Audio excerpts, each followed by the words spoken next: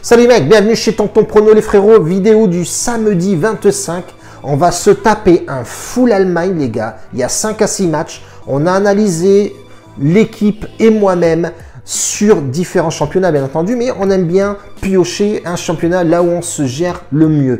On a un expert Allemagne, je vous le dis, on a un expert Turquie, portugais, enfin on est parti prendre les championnats d'Europe qui claquent le plus bien entendu, et aussi les mecs analysent bien entendu tous les absents, blessés, etc. Donc on a vraiment, c'est vraiment une petite familia du pronostic, on est vraiment très en forme.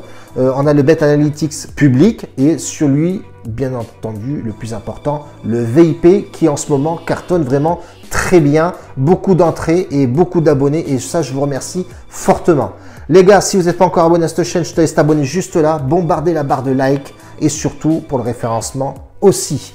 En dessous de la description, mon équipe et moi-même, on est parti bifurquer un petit peu sur différents bonus bookmaker. Donc, constitue-toi une bankroll avec ça. Moi, c'est BetWinner. J'adore ce format-là. C'est simple. C'est comme Bet365.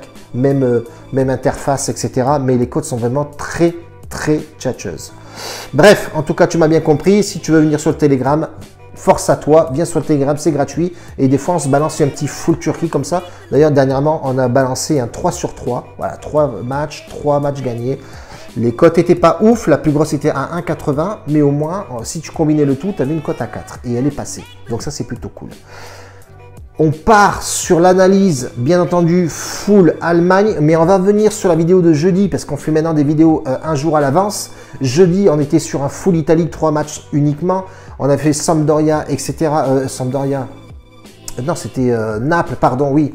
Naples qui avait scoré 2 buts, on l'avait dit, remboursé 6 matchs nuls sur une cote à 1,32 pour pimper un combiné, elle est passée. On avait aussi balancé Torino, Torino qui devait faire un plus 2,5 buts, ils font 1-1. Donc là, on a raté notre pronostic. Et l'AS Roma en sec qui est passé. Donc on fait un 2 sur 3 en bénéfice. Et ça, c'est le plus important, bien entendu. On part sur l'analyse, les frérots, de la full Allemagne. Et c'est de suite.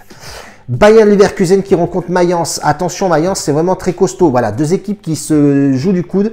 4e, le Bayern Leverkusen. 5e, Mayence. Début de saison. Attention, on est toujours dans la phase test, run. Regardez comment les mecs ils jouent, etc. Les analyses viennent progressivement. On commence à avoir des bonnes stats à partir du 10e match du championnat comme ça. Et là, on peut être vraiment sûr de nos pronostics. Aujourd'hui, c'est des pronostics, effectivement, et même des analyses à tâtons. Faut se le dire. Statistiquement parlant, on n'a pas beaucoup et assez de matchs pour voir comment ça se passe. Le mercato est encore là, etc. Mais en tout cas, on a un visu sur ce que déjà les équipes ont fait.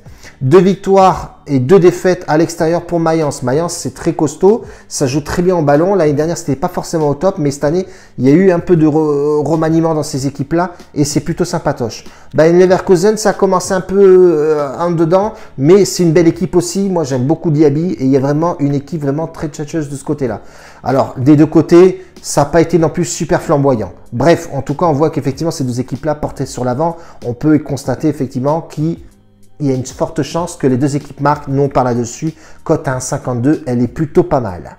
Deuxième match, ça va être Francfort contre Cologne. Cologne 7e. Francfort, pas terrible du tout. Ils perdent André Silva, meilleur buteur l'année dernière chez Francfort. Donc, on voit qu'il y a vraiment un côté vraiment chaotique de ce côté Francfort.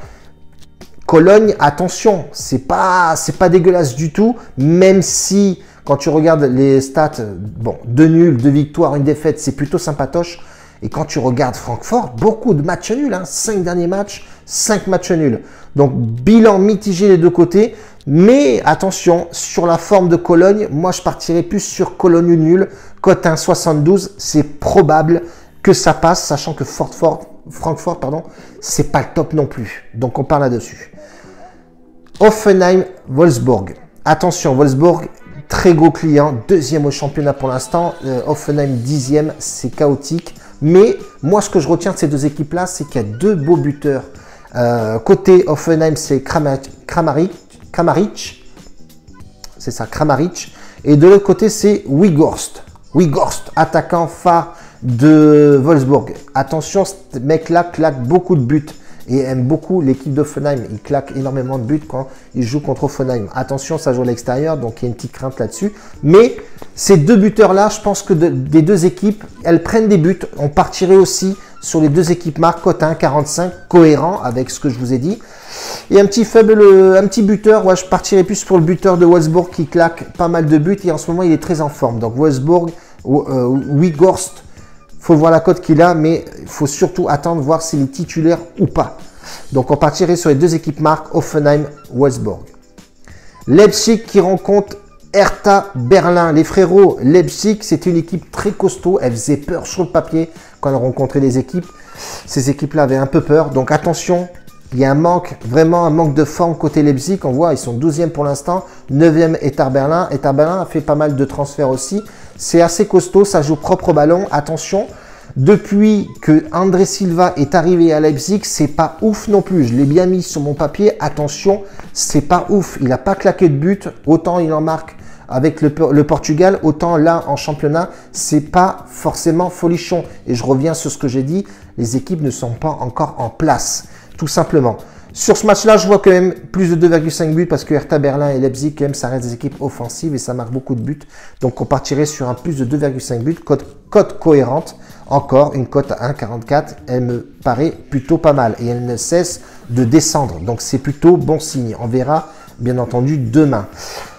Union Berlin contre Bielefeld. Union Berlin-Bielefeld, deux équipes du bas de tableau, deux équipes qui arrivent de Bundesliga 2 forcément, même si Union Berlin a plus de chance et plus costaud à domicile. D'ailleurs, j'ai bien mis ça. Attention, à domicile, Union Berlin très costaud et surtout, ça reste un client sérieux. Donc, je n'ai même pas bifurqué sur 500 phrases. Je vais partir Union Berlin en sec, 1,70 la cote.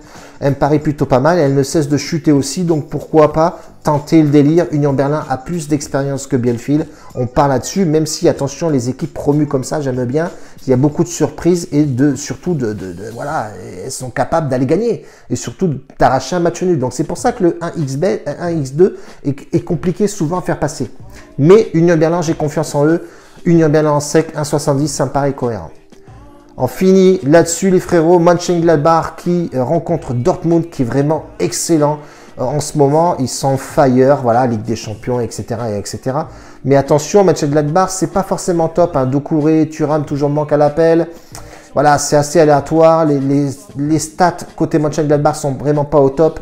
Les voyants sont ouverts du côté de Dortmund. Ça va faire vraiment un match remuant, je pense. Avec un Haaland qui est vraiment très costaud. D'ailleurs, on va le mettre en buteur, les frérots. On attend la composition. Forcément, il va y être. Donc, Haaland buteur, cote à 1,58. Elle est pas ouf. Elle peut pimper forcément un combiné. À prendre en compte.